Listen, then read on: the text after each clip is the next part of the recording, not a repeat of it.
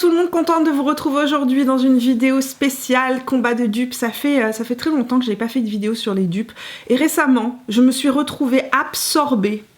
Je dis bien absorbée par l'univers de TikTok et TikTok me remontait constamment des vidéos de dupes. Alors ce qui est intéressant sur TikTok, c'est qu'on vous montre pas véritablement sur le visage de la personne ou dans les faits si c'est vraiment des dupes, c'est plus des petites vidéos ultra courtes de quelques secondes qui vous disent voilà, le dupe de ce produit là c'est ce produit là, le dupe de ce produit là c'est ce produit là, et je me suis dit tiens, ce serait intéressant que je répertorie les produits qui remontent le plus souvent et que je les achète et que je teste et que je vois si effectivement on est bien sur des dupes. Donc aujourd'hui on est sur un combat de dupes influencé par la plateforme, par le réseau social TikTok. Let's go, c'est parti. Avant de passer à l'application de tous ces produits, n'oubliez pas de me laisser un petit pouce si vous aimez cette vidéo, de venir me rejoindre sur Instagram, et puis si vous n'êtes pas encore abonné à la chaîne, vous pouvez le faire en cliquant sur le bouton rouge juste en dessous. Nous voici de proche. Sur ce côté-là de mon visage, ça va être le petit prix. Sur ce côté-là de mon visage, ça va être le plus haut de gamme. On commence immédiatement avec les sourcils, et le premier produit qui pour moi est véritablement un dupe, alors pas au niveau du packaging,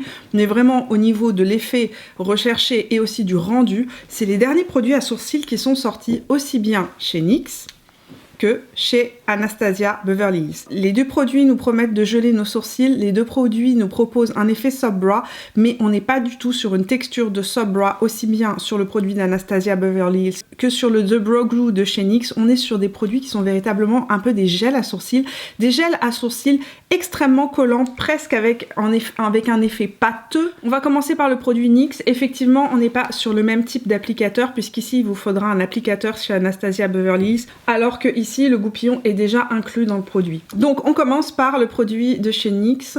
Donc moi ce que je fais généralement, c'est que je commence par saturer mon sourcil avec la pâte. De ce côté-là, on va appliquer Anastasia Beverly Hills avec un goupillon.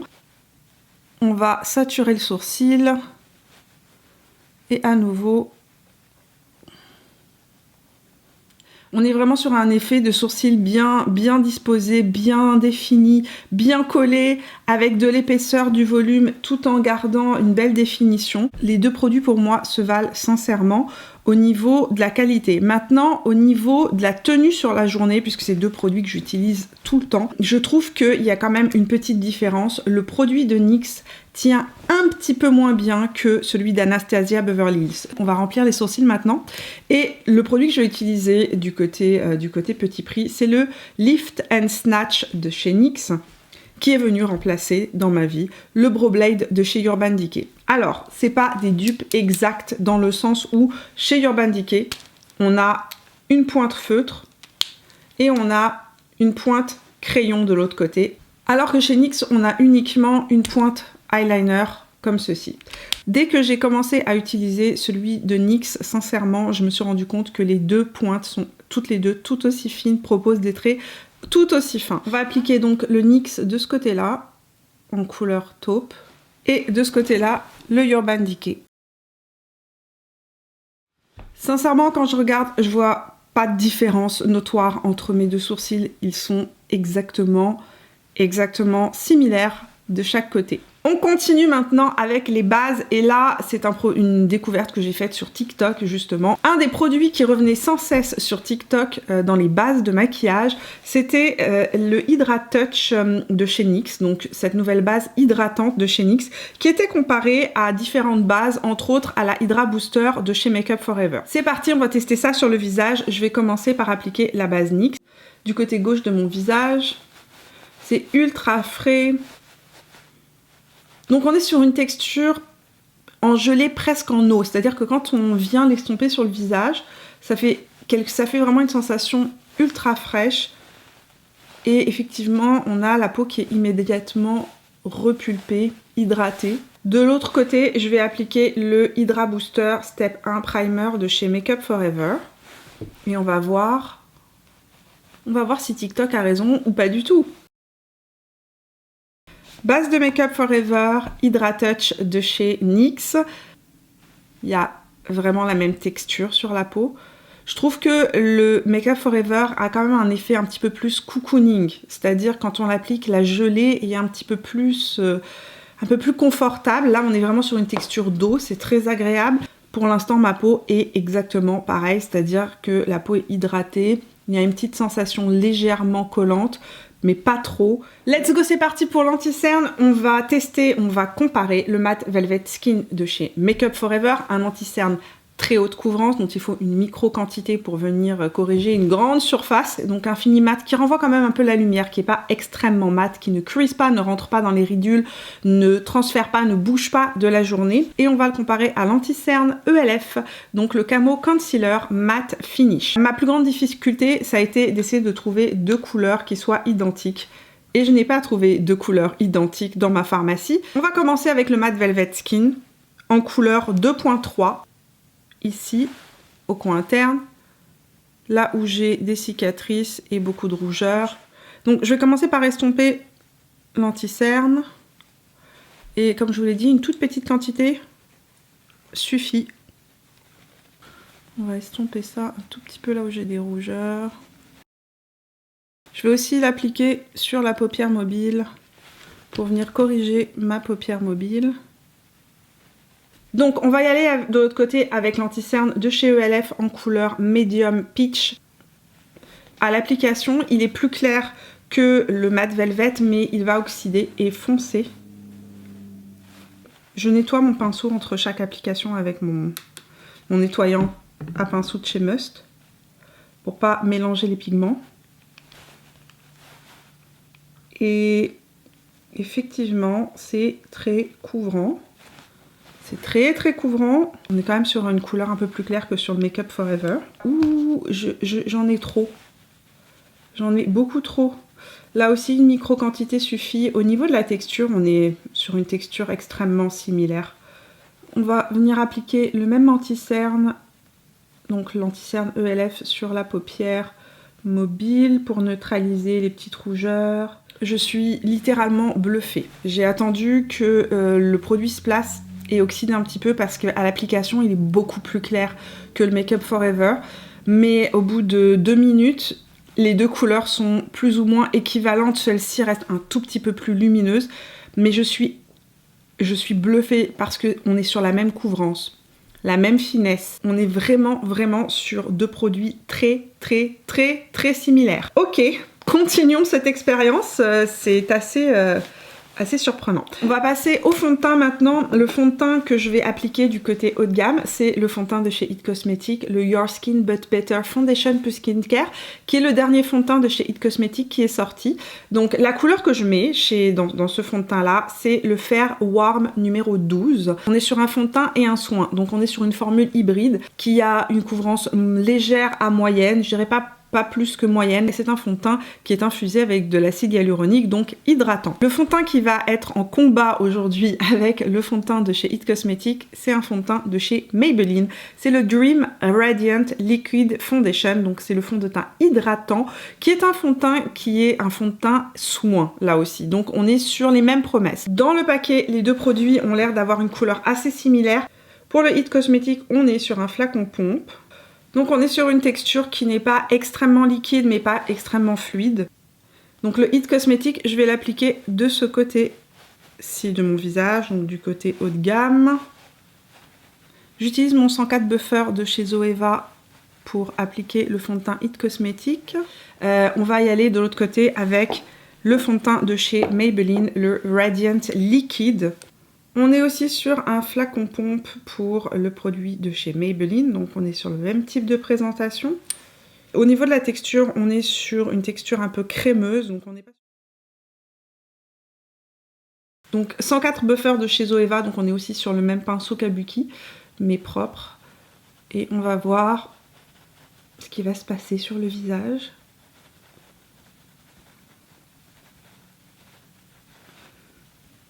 Et comment ça se place. Je ne sais que dire. Je ne sais que dire. Écoutez, on a la même couvrance, la même couleur, à quelque chose près. Je suis incapable de vous dire quel fond de teint est de quel côté. Pour l'instant, on est sincèrement sur le même type de produit. C'est bluffant, je suis stupéfaite. On va passer aux yeux. Et j'ai deux palettes de dupes à vous présenter. La première palette dont je voulais vous parler, c'est la Soft Glam d'Anastasia Beverly Hills. Donc cette palette de nude extrêmement connue et populaire. Cette palette-ci est un basique, un incontournable chez Anastasia Beverly Hills. La palette que j'ai trouvée, dont les teintes sont vraiment extrêmement proches, mais en plus de ça, où on retrouve vraiment le même type de fini, de côté crémeux dans les fards, mais cette fois-ci à tout petit prix, c'est la palette de chez Maybelline, la Nude of New York. Sincèrement, ça fait longtemps que j'avais envie de vous les présenter en dupe, ces deux palettes-là. C'est absolument bluffant comment on est sur la même storytelling des deux côtés. À se demander si Maybelline ne se serait pas largement inspiré de la palette de Anastasia Beverly Hills. La grosse différence, c'est qu'ici on a un noir, ici on n'a pas de noir, mais pour les autres fards, on est quand même sur des couleurs extrêmement proches. Je vais vous montrer des swatchs comparatifs en même temps que je vous parle. La deuxième palette dont je voulais vous parler, c'est la Mini Nude de Natasha Denona, et récemment, vous m'avez vu tester des mini palettes de chez ELF, encore une fois, donc la marque ELF. Et quand je testais cette palette, je me disais, mais c'est pas possible. Il y a une forte ressemblance entre ces deux palettes.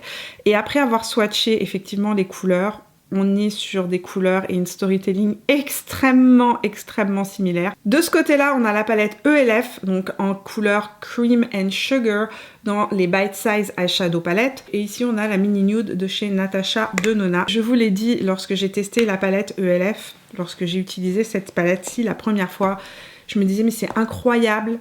L'intensité de ces métallisés, ça me rappelle les fards de chez Natasha Denona. Je vous les montre vis-à-vis l'une de l'autre et je vais vous les swatcher aussi. Et sincèrement, les métallisés de cette palette n'ont absolument rien à envier aux métallisés de la palette Natasha Denona. Je vous ai swatché ici le point lumineux de chez ELF et ici le lumineux de chez Natasha Denona. ELF, on va prendre la couleur qui est juste ici. Je vais prendre la couleur qui est juste là dans la palette Natasha Denona. Natasha Denona, ELF.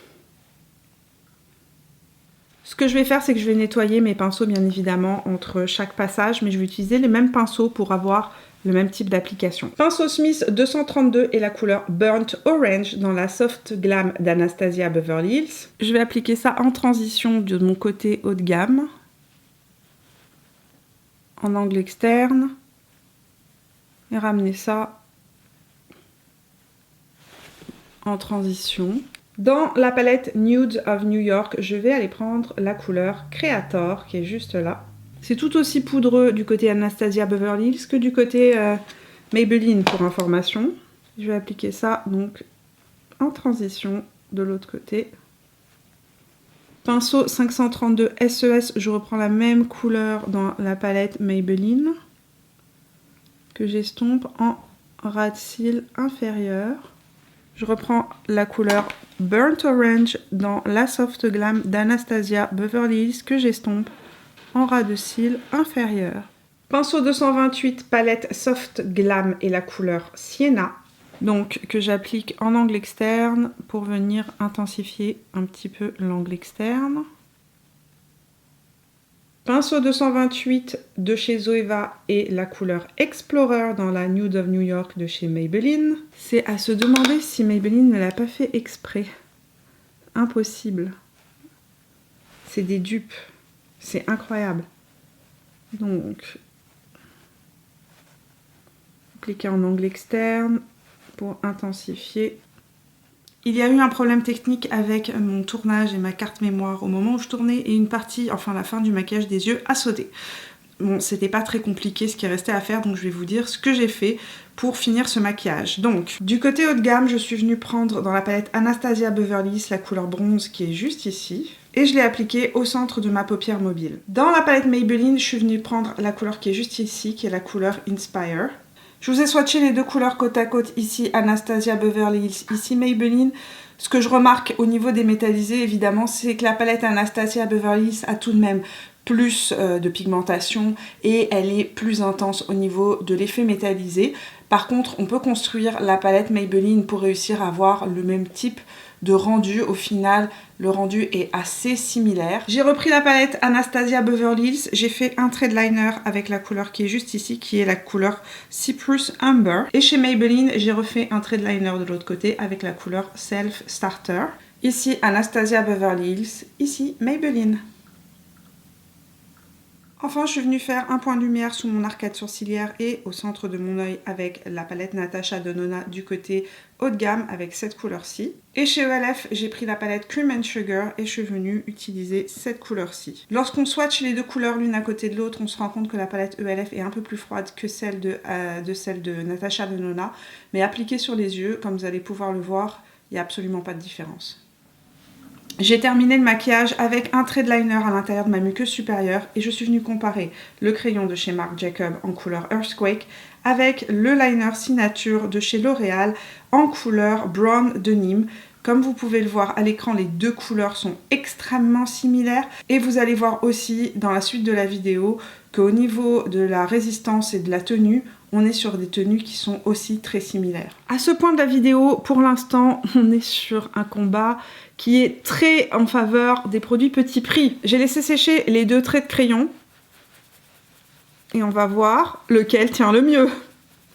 Alors, rien à transférer sur mon doigt et les deux crayons sont exactement, ont la même tenue. Mascara maintenant, on va comparer deux mascaras qui promettent de la longueur et de la définition.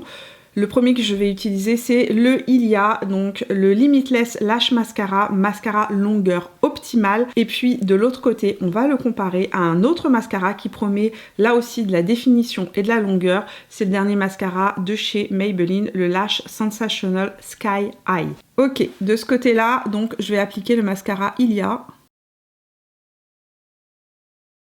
Deux passages pour le Limitless Lash Mascara de chez Ilia. Et on va comparer maintenant avec deux passages pour le Sky High de chez Maybelline. Deux passages pour le mascara Maybelline, deux passages pour le mascara Ilia. Et je suis obligée de dire que le Sky High me donne presque autant de longueur que le Ilia. La différence, je trouve, c'est que le Ilia, comme il a une brosse plus rigide, me permet de plus recourber mes cils lorsque j'applique le mascara, ce qui n'est pas le cas pour le Sky High. Mais finalement, au niveau de l'épaisseur et de la longueur que j'ai, je suis obligée d'admettre que TikTok a raison. On va passer au teint maintenant et on va passer au bronzer. Le bronzer que je vais vous présenter aujourd'hui est un bronzer de chez Benefit, le fameux et très connu Hoola de chez Benefit, donc qui est le bronzer le plus connu de la marque. Le bronzer de chez Benefit, selon TikTok et selon les Reels sur Instagram, serait un dupe du bronzer de chez ELF en couleur Forever Sunkissed. Là, je suis en train de swatcher le bronzer Hoola et je vais aller prendre le bronzer de chez ELF qui serait soi-disant un dupe. Non, je ne suis pas d'accord du tout avec TikTok. La preuve, on n'a pas du tout la même pigmentation. Hein. Je peux essayer de continuer de l'intensifier autant que je veux. Quatrième passage. Non, TikTok, ce n'est pas possible. Tiens, par contre, ça me fait penser aussi à la texture du Charlotte Tilbury qui est beaucoup plus claire. Oh! Attendez, TikTok. Là, on est sur quelque chose de proche. J'ai trouvé un meilleur dupe. Ici, on a ELF. Ici, on a Charlotte Tilbury. Et comme vous pouvez le remarquer, on est quand même sur deux produits assez similaires. Cependant, pour un passage chez Charlotte Tilbury, il m'a fallu 4 ou 5 passages chez ELF pour avoir le même type de pigmentation. Je vais commencer par le Charlotte Tilbury, donc du côté haut de gamme. Donc voilà pour l'application du bronzer de Charlotte Tilbury qui est extrêmement fin. C'est vraiment un bronzer qui a un fini très naturel sur la peau. Donc, pinceau propre, le même pinceau de chez It Cosmetics et la poudre ELF qui est un petit peu plus poudreuse là pour le coup. La poudre ELF se voit à peine sur mon visage, il faut vraiment que je passe et repasse mon pinceau, mais ça se construit, effectivement ça se construit. Le côté Charlotte Tilbury a un côté un petit peu plus airbrush, mais c'est très subtil. On va passer à l'illuminateur et l'illuminateur que je vous propose pour le côté haut de gamme, c'est le Anastasia Beverly Hills Amrezy qui est un illuminateur assez connu de la marque Anastasia Beverly Hills. Donc on est sur un champagne magnifique avec une texture extrêmement crémeuse. Le dupe de cet illuminateur selon TikTok serait le Revlon Skin Light en couleur 201 Daybreak Glimmer. Anastasia Beverly Hills en haut de ma main et Revlon en bas de la main. On va commencer avec le Amrezy et un pinceau de chez MAC qui est le 240S. Je vais appliquer Amrezy donc du côté haut de gamme. C'est un illuminateur qui peut être très intense. Moi, j'aime le porter de manière un peu plus subtile.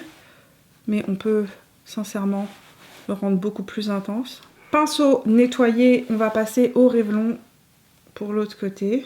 Et appliquer ça sur le haut de la pommette. Je vais à nouveau le presser comme ce que j'ai fait pour le Amrezy. Je vois une petite différence entre les deux. Mon cœur va plus du côté Amrezy. Pourquoi? Parce que je le trouve plus fin. Je trouve qu'il accroche aussi un petit peu moins les défauts de peau. Celui-ci est un petit peu plus épais. On va passer au blush et un de mes blushs préférés. C'est un blush de chez Cover FX qui actuellement ne se trouve plus. Je ne sais pas s'il a été discontinué. C'est le Warm Honey donc de chez Cover FX. Et je ne sais pas si vous vous souvenez de ces blushs où il y avait un côté mat et un côté lumineux. Et vous savez, quand j'ai fait cette vidéo sur ELF, je vous ai parlé du blush qui s'appelle Litchi. Et je me suis rendu compte que les deux couleurs sont très similaires. Je prends le GH06 de chez Morphe. Mon pinceau est propre. Je reprends le même pinceau nettoyé et je vais prendre la couleur Litchi. Et en plus, je ne sais pas si vous avez remarqué, mais là aussi, on reprend le même principe. Donc, on a un côté illuminateur et un côté blush. Donc, les deux blushs sont appliqués. De ce côté-là, on a Cover FX. De ce côté-là, le Litchi de chez ELF. Et on est sur... Je pense que... On ne voit absolument aucune différence appliquée sur la joue. C'est le même rendu, c'est les mêmes. On va passer aux lèvres et ce que je vais vous présenter m'a énormément, j'ai envie de vous dire, excitée quand j'ai découvert ce dupe. Ça, c'est moi qui l'ai découvert, je ne l'ai pas trouvé sur TikTok. Je l'ai trouvé en swatchant tout simplement mes crayons. Je vais vous parler d'un crayon à lèvres que je vous porte tout le temps en ce moment, le I Need a Nude Lip Crayon en couleur Natasha. C'est un nude avec un sous-ton rose extrêmement universel qui va avec à peu près tous les rouges à lèvres nude que je porte. Et ce que j'adore, c'est qu'il est extrêmement crémeux, mais vraiment extrêmement crémeux. En swatchant mes crayons récemment, je me suis rendu compte qu'il y avait un dupe chez NYX. Et c'est un crayon que j'adore aussi, dont je vous ai parlé pendant très longtemps. C'est dans les crayons Slide On Glide On de chez NYX et la couleur c'est Nude Suede Shoes. Ici on a le Nude Suede Shoes qui est juste à côté. Alors le Natasha a un tout petit peu plus de brun et il est légèrement plus froid. Cependant je les ai appliqués tous les deux sur la lèvre et on va regarder immédiatement ce que ça donne. On va commencer par le Natasha. Je vais l'appliquer sur ma lèvre puisque ce qu'on va appliquer après c'est des glosses, donc autant avoir le crayon appliqué sur toute la lèvre. Le NYX.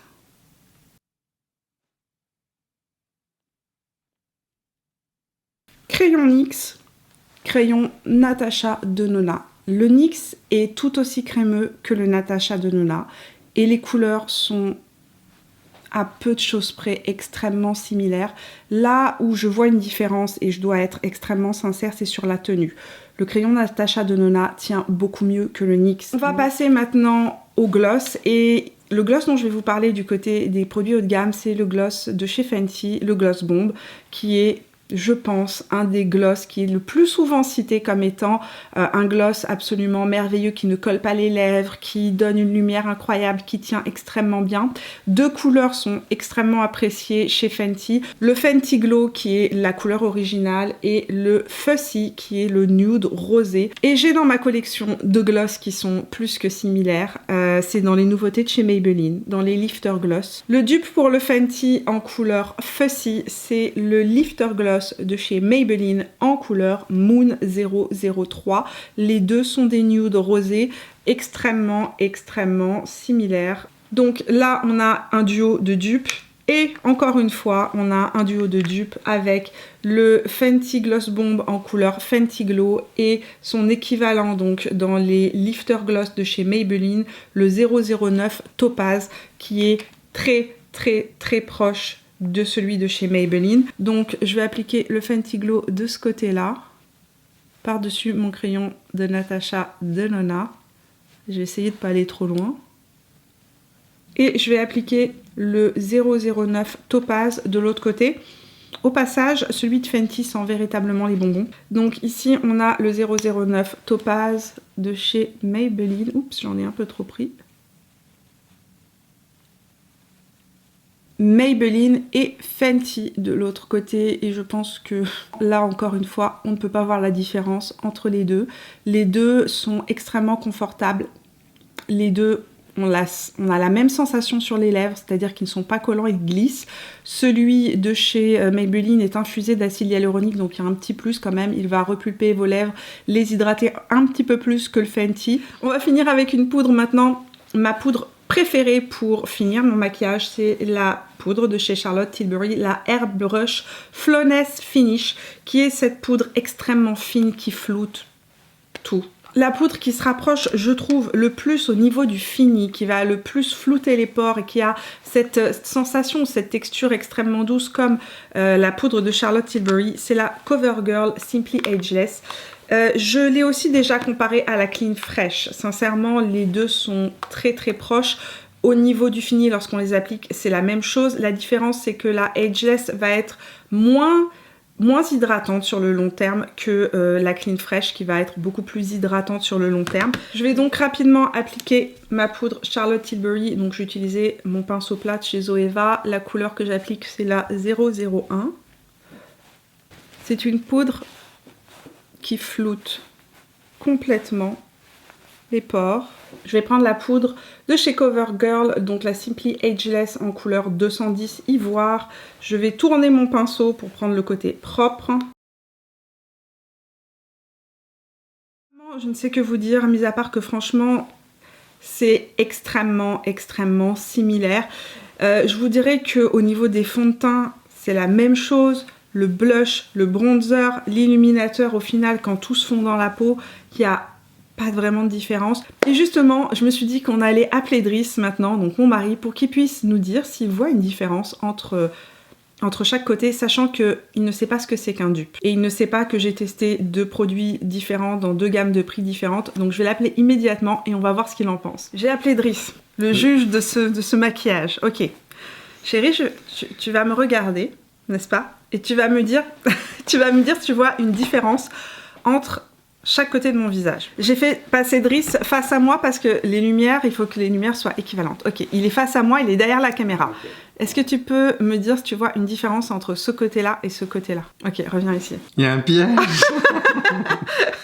Tu vois pas de différence? Non, je ne vois pas de différence. Tu vois pas de différence, ok. Non, personnellement, moi, je ne vois pas de différence majeure. Ok, c'est pas les mêmes produits qui ont été utilisés de ce côté-là et de ce côté-là. Ok. Si je te dis que sur la moitié de mon visage, d'un côté ou de l'autre, il y a des produits uniquement de pharmacie petit prix et de l'autre côté, c'est des produits achetés chez Sephora plus haut de gamme. Est-ce que tu es capable de me dire quel côté est petit prix et quel côté n'est pas petit prix? On a le droit de toucher? Non, t'as pas le droit de toucher. Driss repart derrière la caméra. Parce que comme ça, je suis face à la lumière et on est vraiment à égalité. Est-ce que tu peux me dire quel côté est le luxe et quel côté est le petit prix? Côté gauche. Gauche. Donc, droit pour toi. Celui-là, c'est quoi? Le luxe. Le luxe? Et ce côté-là? Petit prix. Qu'est-ce qui te fait penser ça? J'attends que tu me valides. Effectivement, c'est le côté luxe et ce côté-là, c'est le côté petit prix. Mais sincèrement, si je te l'avais pas dit, est-ce que tu aurais vu une différence? Tout la moitié sur genre ouais, les lèvres. Les lèvres ouais, compris. Ouais. C'est au niveau des lèvres que j'ai remarqué une petite différence. Et sinon, c'est un peu plus fin à gauche qu'à droite. Ce côté-là, tu trouves que la texture est un peu plus fine que le côté gauche. Driss, œil de lynx. Mais sincèrement, si tu m'avais vu dans ta vie de tous les jours, au travail ou autre, fait attention, même pas une demi-seconde. Tu serais même pas rendu compte qu'il y avait une différence. Non. Perso, il n'y a pas de différence. Comme je vous ai dit, la différence c'est un chouïa, un poil. Il est en train d'observer ma peau est-ce qu'on a le droit de toucher? Parce que si on peut toucher, peut-être qu'il Non, mais si tu touches, tu vas tout déplacer. Bah justement, peut-être qu'il y a un qui se déplace moins que l'autre. Comme vous avez pu le voir, même Driss s'est laissé berner. Il n'a pas su qu'il y avait des produits différents de chaque côté. Une fois que je lui ai dit, il a pu me dire qu'il y avait une différence effectivement légère entre ce côté-là qui est le côté haut de gamme et ce côté-là qui est le côté petit prix. Mais sincèrement, quand je me regarde dans le miroir, c'est tellement minime la différence que on s'en rendrait pas vraiment compte. Il y a quand même une légère différence, effectivement, le côté luxe est légèrement plus fin. Il y a une finesse, les textures sont plus subtiles, j'ai envie de dire que le côté petit budget ou petit prix, mais c'est tellement minime que franchement, allez-y, faites-vous plaisir. Allez dévaliser les pharmacies et grandes surfaces. Donc ce combat de dupes du luxe contre le petit prix, à votre avis, qui gagne? Dites-moi ça dans les commentaires. Et dites-moi aussi dans les commentaires avant de partir si vous avez d'autres dupes que vous me conseillez de tester pour une prochaine vidéo. Je vous remercie d'être resté avec moi jusqu'au bout de cette vidéo. Si elle vous a plu, n'oubliez pas de me laisser un petit pouce, de venir me rejoindre sur Instagram pour papoter beauté tout au long de la semaine. Et puis si vous n'êtes pas encore abonné à la chaîne, vous pouvez le faire en cliquant sur mon visage là où il apparaîtra. Je sors 2 vidéos beauté chaque semaine, le mercredi et le vendredi. Et d'ailleurs, on se retrouve vendredi pour de prochaines aventures. Jusque là, portez-vous bien et je vous fais plein de bisous. Ciao!